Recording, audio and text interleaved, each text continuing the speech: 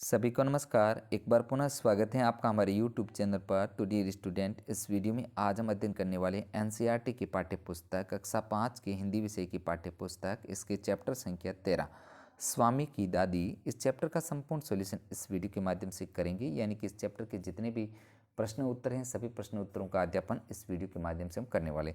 तो dear student, बगैर समय को खराब करते हुए शुरू करते हैं चैप्टर 13 स्वामी की दादी के प्रश्न उत्तर। देखते हैं सबसे पहले कहानी से। इसके तहत एक नंबर जो प्रश्न है, सच राजम बड़ा बहादुर लड़का है, स्वामी को क्यों लगा कि दादी ने यह बात उसे खुश करने के लिए कही। तो इसका उत्तर आपको लिखना है, दादी ने यह बात उसे खुश करने के लिए कही क्योंकि दादी राजम को अच्छी तरह से नहीं जानती थी। नेक्स्ट विद्यार्थियों, अगला 2 नंबर प्रश्न, मेडल से चूड़ियाँ बनवा लेने पर दादी ने बुआ को महामूर्ख क्यों माना। तो इसका उत्तर आपको लिखना है, मेडल से चूड़ियाँ लेने पर दादी ने बुआ को महामूर्ख इसलिए माना क्योंकि वह मेडल स्वामी के दादाजी को एमए करने पर मिला था। वह उनकी सफलता की निशानी था। बुआ ने इसका महत्व नहीं समझा और उससे चूड़ियाँ बनवा ली। नेक्स्ट है आगे प्रश्न संख्या 3। पाठ के आधार पर दादी या स्वामी के स्वभाव, आदतों आदि के बारे में तुम्हें क्या पता चलता है। किसी एक के बारे में 10-12 वाक्य लिखिए। तो यहाँ पर जैसे स्वामी के बारे में लिखते हैं, स्वामी एक छोटा सा बच्चा था। वह अपनी दादी के साथ रहकर बड़ा खुश था। दादी से बहुत प्यार करता था। वह अपने दोस्त की बातें अपनी दादी को बड़ा चढ़ाकर करता सकता था, लेकिन दादी उसकी बातों पर ध्यान नहीं देती थी, इसलिए उसे गुस्सा आता था। वह दादी को अपनी बातें ध्यान से सुनाने के लिए कहता, लेकिन स्वयं उनकी बात ध्यान से नहीं सुनता। दादी सादा जीवन जीती थी। वह अक्सर अपने बीते दिनों की याद में चली जाती थी। नेक्स्ट है आगे, तुम्हारी समझ से। तो इसका प्रश्न नंबर 1 है, स्वामी ने राजम को ऊंची चीज़ माना। क्या तुम स्वामी के राय से सहमत हो। अपने उत्तर के कारण लिखो। तो इसका उत्तर है, हाँ, हम भी स्वामी की राय से सहमत हैं क्योंकि राजम पुलिस अधीक्षक का बेटा था। उसके पास पुलिस की वर्दी थी। वह पढ़ने लिखने में होशियार था। स्वामी के अनुसार उसने शेर को मारा था, इसलिए स्वामी उसे ऊंची चीज़ मानता था।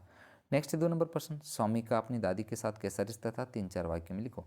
तो इसका उत्तर आपको लिखना है, स्वामी का अपनी दादी के साथ प्यार भरा रिश्ता था। स्वामी अपनी दादी की गोद में स्वयं को सुरक्षित महसूस करता था, साथ ही अपनी दादी से साथ बहुत खुश रहता था। नेक्स्ट आगे, कहानी हो तुम। इसके तहत 1 नंबर प्रश्न है, क स्वामीनाथन के दादा रोबदार सब मजिस्ट्रेट थे। किसी व्यक्ति के बारे में किन बातों का पता चलता है। तो इसका उत्तर लिखना है, किसी व्यक्ति का रोब उसके पद, उसके व्यक्तित्व और अन्य लोगों में उसके आदर सम्मान से पता चलता है। नेक्स्ट आगे, क्या तुम्हारे आसपास कोई रोबदार व्यक्ति है। शब्दों के जरिए उसका खाका खींचो। उत्तर लिखना है, हमारे घर के पास एक रोबदार अंकल हैं। वो पुलिस में हैं। उसकी मूंछें बड़ी बड़ी हैं। उसका शरीर भी काफ़ी मजबूत है। उनकी आवाज़ बहुत बुलंद है। नेक्स्ट आगे 2 नंबर प्रश्न, स्वामीनाथन दादी के पास बहुत प्रसन्न और सुरक्षित महसूस कर रहा था। तुम कब से दूर असुरक्षित महसूस करते हो। इसका उत्तर लिखना है, जब हम अकेले होते हैं या माता पिता से दूर होते हैं तब हम असुरक्षित महसूस करते हैं। नेक्स्ट आगे 3 नंबर प्रश्न, तुम इस हालात में कैसा महसूस करती हो। तो इसका क है दोस्त के घर में, जब तुम पहली बार किसी के घर जाती हो, और रेलगाड़ी या बस के किसी सफ़र में जब तुम के कमरे में जाती हो। तो इसका उत्तर प्रिय विद्यार्थियों आपको क का लिखना है। सबसे पहले, दोस्तों जब मैं घर में अकेले होती हैं तब घर में हम बहुत खुशी महसूस करते हैं। घर में हम बहुत खुशी महसूस करते हैं। ख, जब हम पहली बार किसी के घर जाते हैं तो थोड़ा सा असहज महसूस करते हैं। ग का उत्तर लिखना है, रेलगाड़ी या बस में सफ़र करते समय हम बहुत ही खुश होते हैं। और घ, जब हम कक्षा मुख्य अध्यापक के कमरे में जाते हैं तो डर लगता है। नेक्स्ट आगे, पता करो। इसके तहत 1 नंबर, सब मजिस्ट्रेट कौन होता है। क्या वह पुलिस विभाग में होता है। तो इसका उत्तर, सब मजिस्ट्रेट एक जज होता है जो मुकदमों के फैसले को सुनाता है। वह पुलिस विभाग में नहीं होता। नेक्स्ट आगे 2 नंबर प्रश्न, तुम्हारा घर या स्कूल किस थाने में आता है। थाने में कौन कौन से पद होते हैं। उन व्यक्तियों के नाम भी पता करो जो इन पदों पर हैं। नीचे किसी तालिका में इकट्ठा की गई जानकारी को दर्ज करो।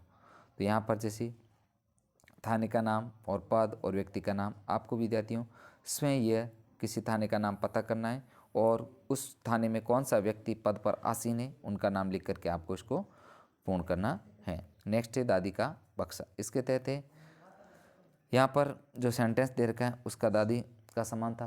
5 दरिया, 3 चादरें, लकड़ी का एक छोटा सा बक्सा जिसमें तांबे के सिक्के, इलायची, लौंग और सुपारी थी।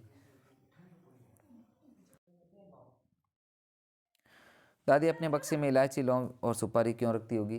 तो इसका उत्तर है, दादी अपने बक्से में इलायची, लौंग, सुपारी खाने के लिए आकृति होगी। 2 नंबर है, क्या तुम्हारे घर में इसका इस्तेमाल होता है, किन किन तरह से होता है, तो इसका उत्तर लिखना है हाँ हमारे घर में इसका इस्तेमाल होता है। हमारे घर में इन चीज़ों का इस्तेमाल चाय, हलवा, पुलाव, पान और खीर जैसी चीज़ों को बनाने में होता है। नेक्स्ट आगे 3 नंबर प्रश्न, तांबे के सिक्के बनाने के लिए किस धातु का इस्तेमाल किया जाता है, तो तांबे के सिक्के बनाने में तांबे तथा लोहे के औजार का इस्तेमाल किया जाता है। अगला प्रश्न है, सिक्के कौन कौन सी धातु के बने होते हैं, तो यहाँ पर सिक्के तांबे, सोने, चांदी, पीतल, गिल्ड आदि धातुओं के बने होते हैं।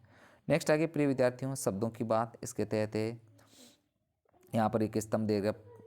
नीचे पहले स्तंभ में रेखांकित विशेषणों के शब्दों का वाक्य में प्रयोग कीजिए। तुम एक से अधिक वाक्यों का सहारा ले सकती हो। उज्ज्वल फूल, कलवा, चेतावनी, रूखा स्वर, मिठास, खूंखार, डाकू, समर्थन।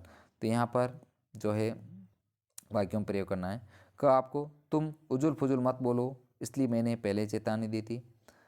आज रूखा भोजन कर लो, कल तुम्हें मिठास से भरपूर भोजन मिलेगा। और ग है, फूलन देवी एक खूंखार डाकू थी, मैं तुम्हारी इस बात का समर्थन करता हूँ। नेक्स्ट है आगे, नीचे कहानी पर कुछ वाक्यों के अंश दिए गए, जिन शब्दों को नीचे खींचिए उनका लिंग पहचानो और लिखो। तो पुलिस की वर्दी, काफ़ी बड़ा दफ्तर, तांबे के सिक्के, अपने सारे सामान, 10वां हिस्सा जैसे। अब वर्दी है जो स्त्रीलिंग शब्द है, दफ्तर पुल्लिंग शब्द है, सिक्का पुल्लिंग शब्द है और हिस्सा पुल्लिंग शब्द है, महामूर्ख पुल्लिंग शब्द हैं।